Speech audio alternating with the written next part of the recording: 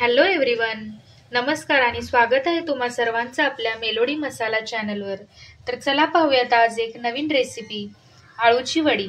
ही मी complete बेसननी बनवलेली वडी आहे। खूप खाण्यासाठी क्रिस्पी आणि कुरकुरीत होते। तर चला पाहूया आपण ही रेसिपी। तर सुरुवातीला बघा, आता मी इथं आळूची पानं घेतलेली आहेत। तर आता आळूच्या पानं मी इथं दाखवते मुद्दाम, कारण दोन प्रकारची आळूची पानं आजकाल आपल्याला बाजारात बघायला मिळतात। एक म्हणजे काळ्या देठाची आणि एक म्हणजे हिरव्या देठांची। तर काळ्या देठांची घेतल्यामुळे घशाला अजिबात खवखव होणार नाही, याच्यासाठी मी ही घेतलेली आहे तुम्हाला दाखवायला। आता ही धुवून ठेवलेली आहेत मी स्वच्छ पानं। हे बघा, हे अशा प्रकारचा त्यांचा कलर असतो आणि हिरव्या देठांची ती लगेच ओळखली जातात। आता ही मी धुवून एक 15 मिनिटं त्यांना ड्राय करण्यासाठी ठेवलं होतं। अशी पर्टिक्युलर तुम्हाला काळे देठ असलेली घ्यायची आहे आणि त्याच्यातला मोठा जो देठ आहे तो काढून आपण, हे बघा आता हे ज्या पद्धतीने मी हे काढून घेतलंय, बरचसं त्याचं साल वरचं काढून टाकायचं। आता आळूची वडी करण्यासाठी आपल्याला सुरुवातीला या पानांना लावण्यासाठी मसाला तयार करायला लागतो। तर त्या मसाल्यासाठी लागणारं साहित्य मी तुम्हाला दाखवते। तर इथं बघा, मी सुरुवातीला आता तेवढ्या पानांसाठी अंदाजे मी इथं 2 मोठ्या वाट्या, 2 ते 2.5 मोठ्या वाट्या मी इथं बेसनचं पीठ घेतलंय। त्याच्यानंतर मीठ घेतलंय, कोथिंबीर आणि ह्याच्यामध्ये धने जिरे सुद्धा आहे। हे घरचं आपलं घरगुती चटणी म्हणा किंवा घरगुती मसाला, हिंग, त्याच्यानंतर तीळ, हे थोडे आपण ह्याच्या स्टफिंग मध्ये टाकायचे आणि थोडे वरती गार्निशिंगला टाकायचे। त्याच्यानंतर हे थोडंसं लाल तिखट आणि हळद चिमडभर घेतली। आणि सगळ्यात इम्पॉर्टंट फॅक्टर म्हणजे कधी कधी काय होतं, काळ्या देठाची सुद्धा आजकाल कशा पद्धतीने ते पिकवलं जातं ह्याच्यावरून काळ्या देठाची सुद्धा कधी कधी 1-2% चान्सेस आहेत की ती घशाला खवखवू शकते। त्याच्यासाठी मी इथं साधारणतः छोटासा गुळ आणि त्या गुळा एवढीच चिंच, हे दोन एक 15-20 मिनिटं मी पाण्यामध्ये भिजत घातलं होतं। तर ह्या पाण्यामुळे काय होतं, तर ते जे काही ऑक्झॅलेट क्रिस्टल जे असतात आळूच्या पानांवरती ते डिझॉल्व्ह होऊन जातात आणि त्याच्यामुळे घशाला खवखव होत नाही। आता आपल्याला हे सगळं मिक्स करून घ्यायचं आहे ह्याच्यामध्ये। तर सुरुवातीला मी आधी ह्याच्यामध्ये टाकते ते म्हणजे मीठ। बघा, आता अंदाजाप्रमाणे मीठ वगैरे घाला।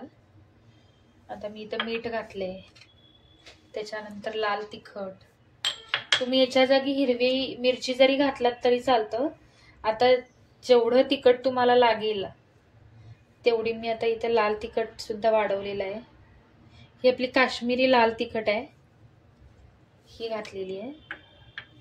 त्याच्यासोबत हळद घालायची, थोडीशी हळद थोडीशी घाला अगदी, नाहीतर ते अगदीच पिवळी दिसेल।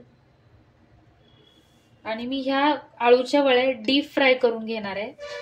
कोणी कोणी शॅलो फ्राय करतं, कोणी कोणी फक्त उकडून त्यातला कढीपत्ता, जिरे, मोहरी याची तडका घालून आळूची भाजी देखील केली जाते वड्यांची।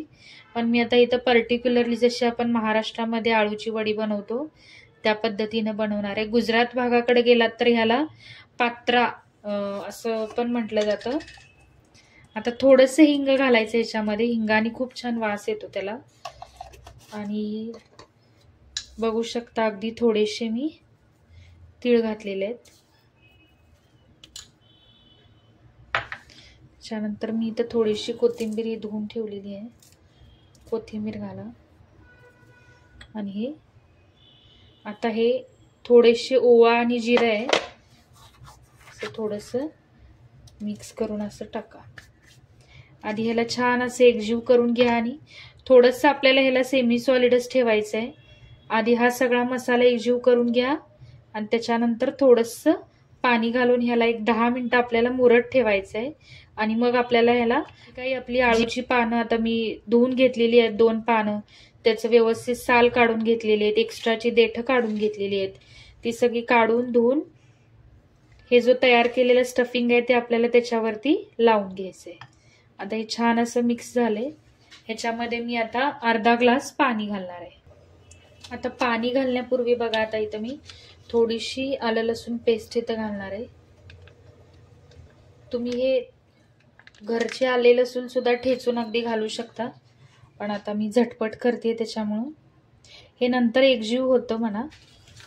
थोडीशी घाला अगदी चवीपुरतं। आणि हे तयार केलेलं आपलं थोडंसं चिंच गुळाचं पाणी,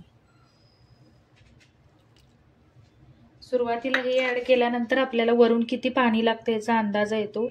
हे अगदीही घट्ट किंवा अगदीही पातळ असं नाही करायचंय. आधी ह्याला मिक्स करून घ्यायचं एकजीव.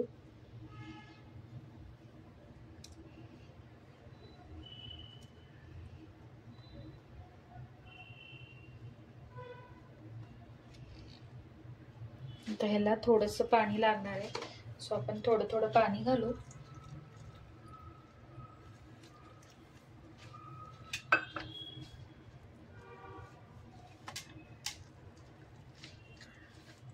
आणि हे एक 10 मिनिट सुद्धा इनफ आहे. ह्याला 10 मिनिटं आपल्याला पाण्याखाली म्हणजे पाणी घातल्यानंतर 10 मिनिटं आपल्याला याला ठेवायचंय. म्हणजे पीठ सगळं मुरलं जातंय, एकजीव होतं आणि मग आपल्याला छान असं त्या पानांवरती लावून घ्यायचंय.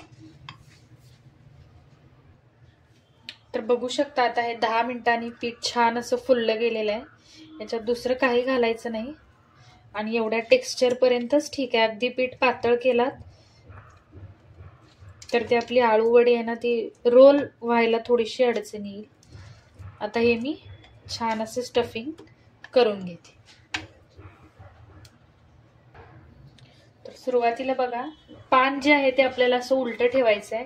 ह्या बाजूला आपल्याला हे स्टफ लावून घ्यायचं आहे. थोडं थोडं थोडं असं.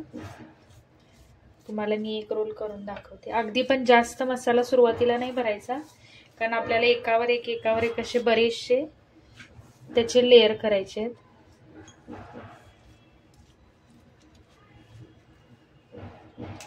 पान जर मोठं असेल, आता हे पान मोठं आहे तर थोडं फोल्ड केलं तरी चालेल.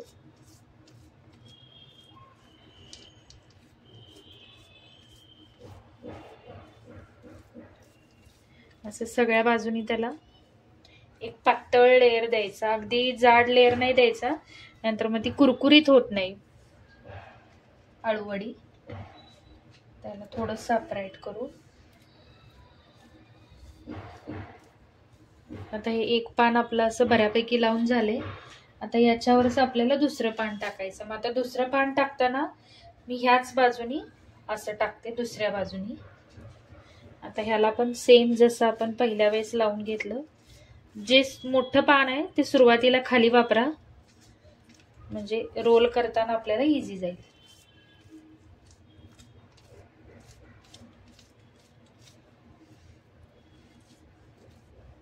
असं सगळीकडे मसाला आपल्याला जो तयार केलेला स्टफ आहे तो लावून घ्यायचा. आळूवडी खूप छान लागते. मला वाटते सगळ्यांनाच आवडते. गौरी गणपतीत विशेषतः आपण गौराईला त्या काळात नैवेद्य म्हणून आळूवडीचा मान असतो. पण आजकाल आता हे 12ही महिने आपल्याला ही पानं भेटतात, त्याच्यामुळे आपण कधीही करून खातो.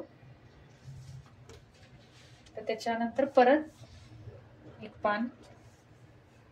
शक्यतो एका रोलमध्ये आपण 4-5 पानांचा वापर केला तर खूप छान लेयर येतात. आणि मी तेवढ्या हिशोबानेच सगळा मसाला तयार केलाय.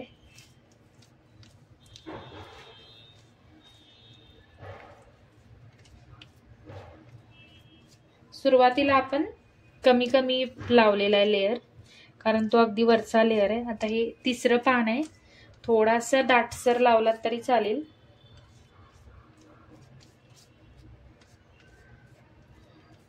छान पानं धुवून घ्या, कारण ती शेतामध्ये आलेली असतात.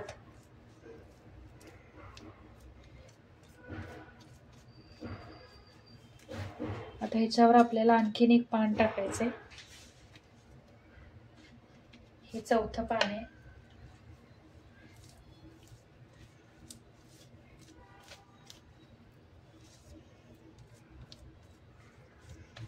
चिंच आणि गूळ ह्याचं मिश्रण घालायला अजिबात विसरू नका, कारण त्याच्यानेच आपल्याला तो जो खवखव म्हणतो आपण की आळूवडी खाल्ल्याने खवखवतं, तर त्याचं असा यूज आहे की कॅल्शियम ऑक्झालेट क्रिस्टल नावाचे क्रिस्टल असतात, ते जे आपल्याला म्हणतो आपण की खवखवतो आपला घसा.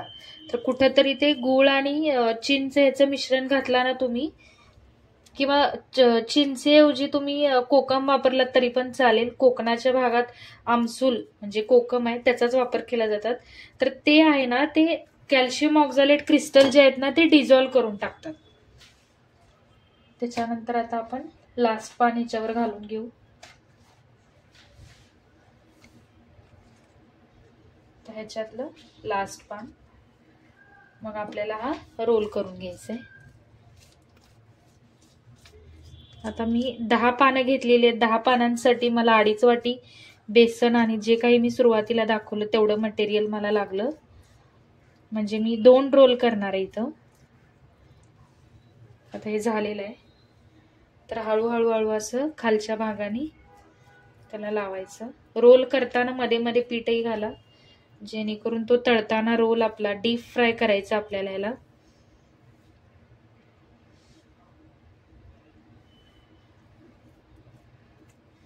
असं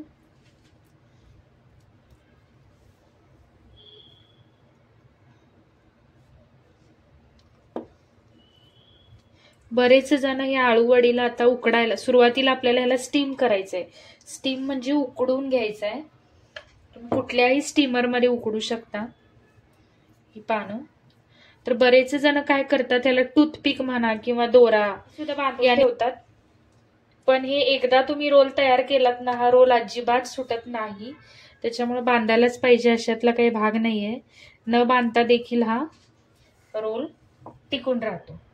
कारण वाफ द्यायला स्टार्ट झाली की ते बेसन शिजतं आणि ऑटोमॅटिकली पानं एकामेकाला चिटकतात. आता आपला हा पहिला रोल तयार आहे. याच पद्धतीने मी दुसरा रोल तयार करून घेते. आता बघू शकता याच पद्धतीने मी आता दुसरा रोल सुद्धा इथं तयार करून घेतलाय. आता दोन्ही रोल आपल्याला स्टीम करायला ठेवायचे. तर आपण आधी हे स्टीमिंगला लावूया. तर तुम्ही बघू शकता आता इथं मी छान अशा स्टीलच्या पातेल्यात एक छोटी चाळणी आहे. मी याचाच बऱ्याचदा स्टीमर म्हणून वापर करते. तर असं छान असं खालून गरम पाण्याची वाफ लागून ऑटोमॅटिकली आपल्या ह्या वड्या शिजल्या जातात. आता ह्याला ऑलमोस्ट 15 मिनिटं आपल्याला शिजायचं आहे. छान असं घट्ट झाकण ठेवा, जेणेकरून वाफ बाहेर जाणार नाही. आणि 15 मिनिटांनी म्हणजे 5-5 मिनिटाच्या इंटरव्हलनी तुम्ही बघू शकता. आता मी मीडियम गॅसवर एक 10 ते 15 मिनिटं ह्याला शिजू देणार आहे. तर आता चला एक 10 ते 15 मिनिटं झालेत. आता आपण हे उघडून बघू. तर बघा आता हे छान असे आपले वाफेवर शिजलेले आहेत. तर शिजलेले हे लगेच लक्षात येते, कारण या पानांचा कलर वरचा चेंज झालेला असतो. किंवा इथं बेसनला हात लावलं तर आपल्याला बेसन हाताला लागत नाही. म्हणजे आता आपल्या ह्या आळूच्या वड्या कम्प्लिटली शिजलेल्या आहेत. पण ह्याला लगेच तळायचं नाही. गॅस बंद करून एक 10 ते 15 मिनिटं, इवन मी तर म्हणेन 20 मिनिटं ह्याला थंड होऊ द्या. थंड झाल्यावर याचे बारीक बारीक आपण तुकडे करून घ्यायचे आणि मग आपण फ्राय करायचं. आता ह्याला गॅस बंद केलाय. एक 20 मिनिटभर आता याला आपण थंड होऊ देऊया.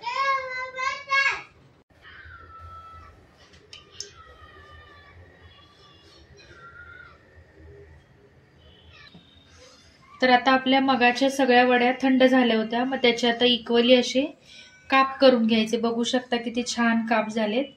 आता कढईत तेल मध्यम गॅस ठेवायचा आहे आणि एक एक आता आपल्याला डीप फ्राय करून घ्यायचं आहे. याला आपण शॅलो फ्राय देखील करू शकतो, पण थोड्या क्रिस्पी होण्यासाठी म्हणून मी हे डीप फ्राय करते.